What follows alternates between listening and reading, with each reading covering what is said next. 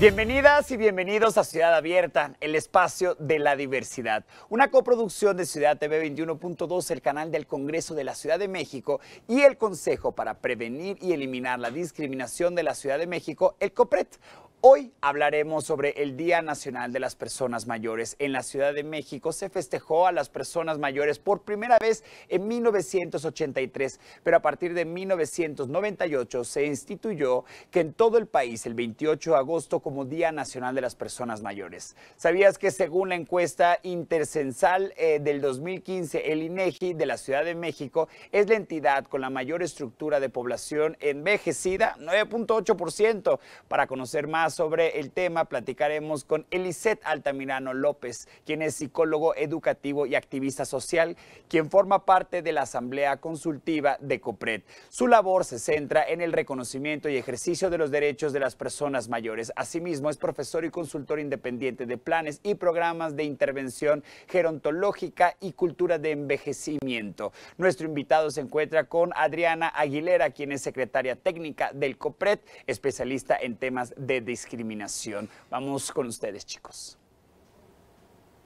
Hola, muchísimas gracias, Paco. ¿Cómo estás, Eliseth? Bien, Adriana. Qué bueno, Gracias. es un gusto tenerte aquí. Como ya dijo Paco, nos adelantó, forma parte de nuestra asamblea consultiva a partir de este año y pues bueno, este tema la verdad es que sí, Eliseth es experto. Y bueno, como estaba hablando Paco, y de hecho comentó que es el Día Nacional de las Personas Mayores, pero en realidad es el Día Nacional del abuelo. Entonces hay que hablar, o sea, ¿por qué tendríamos que hacer? O sea, nosotros le decimos de la persona mayor, pero ¿por qué hablar del Día del Abuelo? ¿Está mal? ¿Está bien? ¿Cómo se conmemoró? Etcétera. No sé si nos puedas platicar. Ok. Primeramente es importante esta conmemoración para reconocer la contribución de las personas mayores en la parte social, económica y activa de toda la sociedad. Así también nos permite ver la situación que hay a nivel demográfico de este sector de la población a nivel nacional y a nivel mundial. Número uno, sí, como lo decían en el intro, a partir de 1998 se instituyó el Día Nacional de la Persona Anciana, después fue cambiado por Persona Adulta Mayor. Hay datos poco claros que nos dicen que desde el Porfiriato ya se celebraba el 28 de agosto el Día del Abuelo. Y esto coincide con el Día de San Agustín, que es considerado dentro de la Iglesia Católica como el doctor de la Iglesia. Si nos vamos a la raíz etimológica de doctor, doctor quiere decir el que enseña. Entonces, en esta tradición precolombina donde los viejos, los ancianos, eran los transmisores de la cultura, puede ser que por allí venga esta terminología de el Día del Abuelo. Hay otro dato inexacto que durante el interinato de este presidente, aquí tengo mi dato. Hay muchos presidentes, no importa. Se me fue. Si gustas en lo que recuerdas o en lo que puedes identificarlo, pero entonces ya formalmente ya es el Día Mundial, Día Nacional de las Personas Mayores, o eso es, porque inclusive hoy en los mensajes que me llegaban, todo mundo lo tiene presente como el Día del Abuelo, inclusive Sí. ni siquiera del abuelo y de la abuela, o sea, del abuelo nada más. Mira, esto tiene que ver también con ciertos países que tienen la creencia católica cristiana, España, Venezuela, Cuba, Paraguay, Honduras, donde lo festejan el Día del Abuelo, efectivamente el día 26 de julio, porque se conmemora a San Joaquín y a Santa Ana, que son los padres de la Virgen María. A su vez son los abuelos de Jesús. En estos países sí está considerado tal cual el Día del Abuelo. Okay. Aquí en México fue en el interinato de Abelardo Rodríguez, entre el año 1932 y 1934, que se empezó a festejar este día.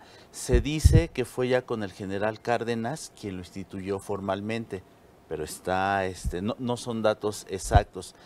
Lo más cercano a esto es que durante 1957 se llevó en México el primer Congreso Panamericano de Gerontología a cargo del doctor Manuel Paino, y fue por ahí un doctor colombiano, Guillermo Marroquín Sánchez, quien propuso que en América Latina todos los 28 de agosto se conmemorara a los abuelos y a las abuelas. Okay. Y según tú, o sea, ¿cómo debería de ser? ¿Sí está bien que digamos Día del Abuelo y de la Abuela o mejor cambiarlo a Día de Personas Mayores? Mira, según la Comisión Interamericana de Protección de los Derechos Humanos, nos dice que es persona mayor. Asimismo, en la Asamblea de la Vejez y el Envejecimiento de 2002 de Madrid, quedó establecido que toda persona mayor de 60 años sea nombrada como persona mayor o en algunos casos persona adulta mayor. Ahora, si aplicamos el término Día del Abuelo, estamos cayendo en una situación de discriminación, porque no todas las personas mayores son abuelas, ni todos los abuelos son personas mayores. Exacto. Exacto. Sí, también porque muchas veces yo también recibo los mensajes en los que también estoy como con otras personas mayores que sí son abuelos o que sí son abuelas de felicidades y como que se crean como todo un mundo de estereotipo de que todos los abuelos y las abuelas son las que tienen que cuidar, de procurar a los nietos y no pueden tener un papel distinto. Pero antes de que nos vayamos para allá, creo que me estoy adelantando un poco. No sé si nos puedas explicar, y más al público que nos está viendo el día de hoy, ¿qué consideramos una persona mayor? Ok. Igual, según la Convención Interamericana de Protección de los Derechos Humanos de las Personas Mayores, nos dice que una persona mayor es aquella que tiene más de 60 años, salvo que las leyes internas del país propongan otros parámetros de edad para considerar a la persona mayor, no sobrepasando esto los 65 años. Okay. Entonces, toda persona mayor a 60 años es una persona mayor. Okay. Y en México seguimos los mismos, seguimos la misma los mismos, edad. Sí. Okay. ¿Y debe de tener como, hay alguna otra característica además de la edad? Simplemente por ello ya es una persona mayor. Ok, perfecto. ¿Y cómo verías tú el panorama aquí, en el país, pero más bien concretándolo a la Ciudad de México? ¿Cuál es el panorama de las personas mayores y por qué se podría considerar, si es que se puede considerar, tú y yo sabemos que sí, que son discriminadas? Mira, en la Ciudad de México tenemos alrededor de 1.195.836 personas mayores de 60 años. De estas, 642.000 son mujeres y 553.000 son hombres. Los principales problemas a los que se enfrenta este sector de la población, en primer lugar está la salud, que por cuestiones propias se va deteriorando. Pero aparte de esto, hay la cuestión social que no alcanza a dar la atención necesaria para este grupo de población. Aunado a los problemas de salud, viene a ello la dependencia, que puede ser económica, física o también emocional. Los problemas de salud, por ende, nos traen una dependencia que va mermando las capacidades residuales de la persona. Otro de los problemas a los que se enfrenta esta población son los ingresos y el trabajo. Muchos ya no están en edad productiva, no tuvieron alguna ocupación laboral formal para tener hoy en día una ganancia de esa ocupación. Por edad se les discrimina en cuestiones laborales. Entonces ahí tienen un binomio que se combina. Aunado a esto viene el problema de las pensiones. Más del 25% de las personas mayores en la Ciudad de México no tienen una pensión. Entonces, eso es uno de los problemas a los que se enfrenta la población de esta ciudad. Claro. Y hablando un poco también, bueno, sabemos que el día de hoy es el Día Nacional de las Personas Mayores, como bien ya nos dio el contexto el ICET, pero también el 1 de octubre es el Día Internacional de las Personas Mayores y el 15 de junio es el Día Mundial de toma de conciencia del abuso y maltrato en la vejez. No sé si nos puedas hablar un poco, o sea, ¿por qué se llega a ese abuso y maltrato en la vejez? Bueno, principalmente porque era un segmento de la población que anteriormente no se conocía. Y no se conocía porque no había tantas personas envejecidas. A partir del 82, la ONU voltea a este segmento de la población porque ve que va en aumento. Y como empieza a consumir recursos sociales, económicos, sanitarios, la infraestructura de cada país es insuficiente para dar apoyo a estas personas. Eso es uno de los factores que nos lleva a un tipo de maltrato hacia la persona mayor. Claro, y yo creo que es muy importante lo que dices porque también bueno, una de las cosas que iba a decir y antes de que se me olvide, algo muy importante, hay una Convención Interamericana de los Derechos de las Personas Mayores. Y hay que comentar que el Estado mexicano aún no la ha ratificado, ¿no? Pero sí forma parte de los estándares internacionales sobre los derechos de las personas mayores. Entonces, no sé, ¿tendrías como alguna idea de por qué no se ha ratificado? O sea, digo, en realidad no se sabe, porque el único que tiene que decirlo es el Ejecutivo y después el Senado se tiene que aprobar, etcétera. Pero como que nada más una idea que tú tengas de por qué el Estado mexicano, teniendo el número de personas mayores que tenemos, y creo que el dato que dijiste fue a nivel nacional o a nivel Ciudad de México, imagínate, a nivel nacional, o sea, ¿por qué crees que no se ha ratificado? ¿Porque es un tema invisibilizado o por qué? No, el 1.000.000 de personas es a nivel local, a nivel nacional tenemos aproximadamente 13 millones de personas mayores, ya el 10% de la población. Ante la ONU, una población joven es aquella que tiene menos del 4% de población envejecida. Arriba del 4 y entre el 7 es una población que está en proceso de envejecimiento. Arriba del 7% de la población envejecida ya es una sociedad envejecida. México ya lo tiene con un 10%. Claro, pues ahorita vamos a corte, ahorita regresamos, vamos a seguir hablando de los retos y esta conversación que como que quedamos un poco cortada y pues bueno, nos vemos en un rato.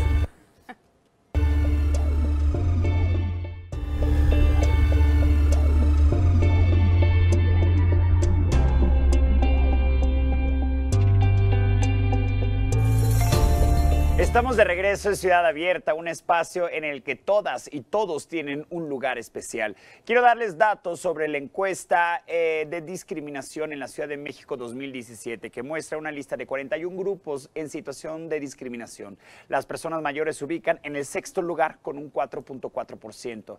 Algunas de las principales formas de discriminación son negándoles el derecho al trabajo, 18.9%, rechazo derivado de su edad, 10.6%, ignorándolos, 5.9%, mediante maltratos familiares, 5.8%, ofensas, 5.5%. Las personas mayores constituyen un sector vulnerado en sus derechos. Muchas de ellas enfrentan problemas de acceso a los servicios de salud, trabajo y educación. Si alguien hizo menoscabo de tus derechos, denuncia en COPRED. Así que vamos en este momento con Adriana y Eliseth para seguir hablando sobre el tema del día de hoy. Claro que sí, es muy importante denunciar. Primero tienes que tener conocimiento de los derechos que todas y todos tenemos, independientemente de la edad. Y pues bueno, para ahondar un poquito más en la información que nos acaba de arrojar Paco, ¿cuáles son las otras principales razones por las cuales las personas mayores son discriminadas? Principalmente es la edad. A esto le vamos sumando el género. Tiene mayor rango de discriminación la mujer que el hombre. Y hay otro factor que hasta el momento ha sido poco visibilizado. Las personas mayores de la comunidad LGBTTI. A esto si es indígena, es otro factor más de discriminación. Algún pensamiento, alguna ideología diferente a la religión católica, ese es otro punto. El analfabetismo es otro punto de discriminación y la pobreza. Sí, creo que ahorita de lo que estamos hablando son justo de las intersecciones. O sea, una persona, nos podemos ver cruzadas por múltiples identidades, como puede ser, yo puedo ser una mujer joven, con discapacidad, etcétera, ¿no? Y entonces sí se van multiplicando las formas de discriminación. No sé si puedas como un poco explicarnos, por ejemplo, en el trabajo, ¿por qué las personas mayores podrían ser discriminadas en el trabajo? ¿O qué tipo de conductas o qué tipo de estereotipos podrían como actualizar esa conducta discriminatoria? Porque se percibe que ya no son productivas, que sus capacidades están disminuidas y que ya no tienen la capacidad física ni intelectual para poder desarrollar las actividades que les son asignadas. Es la creencia popular. Exacto.